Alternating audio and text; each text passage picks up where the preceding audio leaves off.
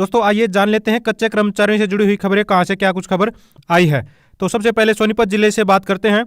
तो आगे बढ़ने से पहले रिक्वेस्ट है, चैनल पर पहली बार आए हैं तो चैनल को जरूर सब्सक्राइब कर लीजिए। देखिए कल एक खबर आई थी, हमने अपने चैनल पर दिखाया था कि यहाँ पर जो नगर निगम और नगर परिषद नगर पालिकाओं में ठेके पर जो कर्मचारी काम कर रहे हैं उनका जो पीएफ नहीं मिल पा रहा है, ईएसआई की सुविधा नहीं मिल पा रही है या फिर पूरी सैलरी नहीं मिल पा रही है, इस तरह की समस्याओं को लेकर जांच बैठाई गई थी। वो जो जांच है किस तरह से कहां से स्टार्ट हुई उसके बारे में यहाँ पर जानकारी दी गई है। थोड़ी सी इसको जान लेते हैं क्या कुछ खबर है। देखिए यहाँ पर बताया गया कि एडिशनल चीफ सेक्रेटरी राजशेखर को 10 सितंबर 2021 को शिकायत भेजी गई थी। शिकायत में विभिन्न नगर निकायों में चल रहे सफाई व अन्य कार्यों के सभी ठेकों में मजदूरों के ईएसआई ईपीएफ के घपले, न्यूनतम वेतन न देने, टेंडर एग्रीमेंट की शर्तों के विपरीत कम कर्मचारी लगाने का फर्जीवाड़ा करके करोड़ों रुपए हड़पने के आरोपों की उच्च स्तरीय जांच की मांग की गई थी। ठीक है, यानी कि यहाँ पर शिकायत भेजी गई थी और इसी शिकायत पर लेबर कमिश्नर ने प्रदेश के सभी डिप्टी लेबर कमिश्नरों व असिस्टेंट लेबर कमिश्नरों को 10 फरवरी को पत्र भेजकर 7 दिन में इसके अंतर्गत सभी नगर निगमों, नगर परिषदों व नगर पालिकाओं में कंपनी के ठेका कार्यों की विस्तृत जांच रिपोर्ट तलब की है। ठीक है, तो कार्रवाई शुरू हो गई है, देखते हैं क्या कुछ निकल कर आएगा। तो पिछले दिनों सोनीपत व पानीपत में सफाई और कूड़ा उठान में गड़बड़ी कर गलत तरीके से अधिक राशि वसूलने के मामले की भी सामने आया था। तो सोनीपत में इसको लेकर मामला भी दर्ज हुआ था, लेकिन अब श्रम विभाग ठेका आधार पर लगे श्रमिकों के मेहनताने सुविधाओं की जांच करेगा। तो सुविधाओं की जो जांच स्टार्ट हो गई है, कुछ ना कुछ अच्छा निकल कर आएगा। भाई सुविधाएं हैं जो मिल पा रही है, नहीं मिल पा रही है, अगर नहीं मिल पा रही है कर्मचारियों को तो वो जरूर सुविधाएं उनको मिलेंगी, उनका हक है, जरूर मिलेगा। ठीक है, तो नेक्स्ट खबर ले लेते हैं गोहाना से। सोनीपत भास्कर से एक खबर ली गई है, कर्मचारियों ने की समान काम समान वेतन की मांग। तो यहाँ पर देख सकते हैं सिंचाई विभाग कार्यालय परिसर में सोमवार को all Haryana PWD mechanical workers union के सदस्यों ने मीटिंग की है और यहाँ पर बताया इन्होंने अपनी जो मांगे रखी हैं। सरकार से कच्चे कर्मचारियों को पक्का करने, समान काम समान वेतन लागू करने की मांग यहाँ पर रखी है। मांगों को लेकर उन्होंने 28 और 29 मार्च को होने वाली राष्ट्रीय हड़ताल में शामिल होने का भी निर्णय लिया है। तो यहाँ पर कर्मचारियों ने मांग रखी है कि समान काम समान वेतन लागू किया जाए और साथ में कच्चे कर्मचारियों को पक्का किया जाए। नेक्स्ट खबर ले लेते हैं, वेतन की मांग को लेकर चल रहा सीवरेजमैन का धरना खत्म, एसडीओ के साथ हुई मीटिंग में बनी सहमति। तो यहाँ पर सहमति बन गई है सीवरेजमैन की और इनके जो वेतन के संबंधी जो समस्या थी उसका समाधान होने का आश्वासन दिया गया है। पिछले महीने का वेतन नहीं देने, हटाए गए 2 कर्मचारी वापस लेने सहित अन्य मांगे मान ली गई है। तो अच्छी बात है, कर्मचारियों की मांगे मान ली गई हैं और वेतन संबंधी और दूसरी जो मांगे वो भी यहाँ पर मानने का आश्वासन दिया गया है। ठीक है, इसके बाद फायरमैनों से संबंधित भी जानकारी यहीं पर दी हुई है। शीर्षा भास्कर से एक खबर है, फायरमैनों ने 1 सप्ताह का अल्टीमेटम दिया है। यहाँ पर बताया गया है, अनुभव आधार पर डीसी रेट लागू करने के बाद भी उचित वेतन न देने के विरोध में मार्केट कमेटी के अंतर्गत कार्यरत फायरमैनों ने सोमवार को मार्केट कमेटी के सचिव विकास सेतिया के नाम सहायक सचिव को एक ज्ञापन सौंपा है। ठीक है, तो यहाँ पर डीसी रेट देने की जो मांग जो फायरमैन कर रहे हैं। ठीक है, तो शीर्षा से ये खबर है। तो इन्होंने अल्टीमेटम दे दिया है, देखते हैं क्या कुछ रहेगा, मांगों को मान लिया जाएगा या नहीं मान लिया जाएगा। यहाँ पर बताया गया है कि अनुभव के आधार पर कर्मचारियों का वेतन दिया जा रहा है कई जिलों में। ठीक है, लेकिन यहाँ पर शायद ये लागू नहीं है। और वर्ष 2021 में कर्मचारियों की मांग पर अनुभव आधार पर डीसी रेट लागू कर दिया गया था। फायर विभाग में कार्यरत नगर पालिका के अंतर्गत आने वाले फायरमैनों को तो डीसी रेट अनुभव के आधार पर दे दिया गया, जबकि मार्केट कमेटी के अंतर्गत आने वाले कर्मचारियों के साथ अभी भी भेदभाव किया जा रहा है। तो ये भेदभाव तो वैसे भी गलत है, अगर लागू हो चुका है तो उसको सभी के ऊपर लागू किया जाना चाहिए। जिंद भास्कर से खबर ले लेते हैं अगली। तो काम से न हटाए जाने की मांग को लेकर नप के सफाई कर्मचारियों ने दिया धरना। सफाई कर्मचारी यूनियन ने नप के कार्यकारी अधिकारी को सौंपा मांग पत्र। तो यहाँ पर बताया गया है कि देख लीजिए क्या है, कर्मचारियों को हटाने व लगाने का काम ठेकेदार का है। तो कौन बोल रही है, ईओ है नगर परिषद नरवाना से सुरेश चौहान जी बता रहे हैं कि 31 जनवरी को डोर टू डोर कूड़ा कर्मचारियों का जो टेंडर समाप्त हो गया था, नए टेंडर के लिए सरकार को लिखा गया है। ठेकेदार को हिदायत दी गई है कि सरकार के आदेशों के अनुसार ही काम करे। रही बात कर्मचारियों को हटाने व लगाने की, तो वो काम ठेकेदार का है। तो यहाँ पर स्पष्ट रूप से साफ साफ बता दिया गया है ईओ नगर परिषद नरवाना के द्वारा कि ये सारा का सारा ठेकेदार का काम है। लेकिन थोड़ा सा सीनियर अधिकारी होने के नाते कुछ ना कुछ इंटरफेयर करना चाहिए और कोशिश करनी चाहिए ज़्यादा से ज़्यादा कर्मचारियों की नौकरी बची रहे।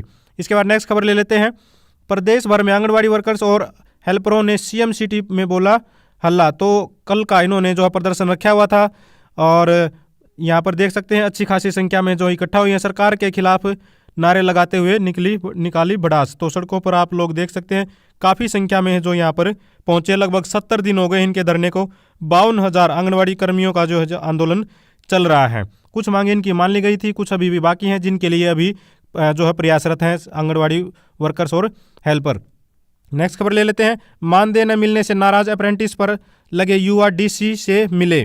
तो यहाँ पर देख सकते हैं हालात आप लोगों को कुछ समझ में आएंगे शायद कि 1 वर्ष बाद भी नहीं मिला मानदेय। अब अप्रेंटिस पर कुछ युवा लगते हैं अलग अलग डिपार्टमेंटों में। सरकार ने रूल भी बना रखा है, शायद 10% जो है अप्रेंटिस के वहाँ पर कैंडिडेट होनी चाहिए हर डिपार्टमेंट में जहाँ भी लागू होता है। लेकिन अप्रेंटिस के युवाओं को सैलरी जो मानदेय दिया जाता है वो 7700 रुपये दिया जाता है। अब 7700 रुपये भी 1 साल से नहीं मिला है। काम करने के बावजूद उनका अप्रेंटिसशिप भी पूरी हो चुकी है, बावजूद उसके इनको अपना जो मानदेय नहीं मिला है। तो बहुत ही गलत बात है। 1 साल हो गया है तो हो सकता है यहाँ पर कोई घपले की संभावना भी हो सकती है। जांच इसकी होनी चाहिए और अच्छे से जानकारी निकलकर सामने आनी चाहिए। अतिथि अध्यापकों की मानी हुई मांगों का जल्द होगा पत्र जारी, कंवरपाल। तो जहाँ पर शिक्षा मंत्री जी हैं इन्होंने जवाब दिया है। बहुत सारी जो मांगे हैं, जो अतिथि अध्यापक थे, गेस्ट टीचर थे, उनकी मांगे जो मानी गई थी, अब उनका जो लेटर जारी करने का आश्वासन यहाँ पर दिया है। शिक्षा मंत्री से उनके चंडीगढ़ स्थित आवास पर संघ पदाधिकारियों ने की मुलाकात। तो काफ़ी सारी सुविधाएं हैं जो बढ़ा दी गई हैं गेस्ट टीचर की, तो उन्हीं को लेकर ये मिले थे। धन्यवाद एक तरह से यहाँ पर दिया है। नेक्स्ट खबर ले लेते हैं, ये सार्वजनिक हित के लिए है। ITI में प्लेसमेंट 18 को। तो राजौंद से ये खबर है।